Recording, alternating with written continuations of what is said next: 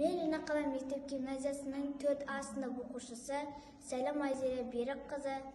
Мұқағали Мақатай шыда. Шыда, шыдай түс, шыда тағы. Шыдамдыны мынау өмір ұнатады, үміттің құлан ек құлатаны, әйтеуір бір атады. Өкінбе, өкпелеме бүгініңе. Өмір болмайды түнеуге, мәңгі сені жазбаған сүрінуге, қайта тұрып қақым бар жүгіруге. Түсінемін жаныңның ауырғанын. Шыдадың ғой, шыдай түс дамылдағын, йоктарын тәсілін қабылдағын, басқасына басырып табынбағын. Шыда, шыдай түс, тағы шыда.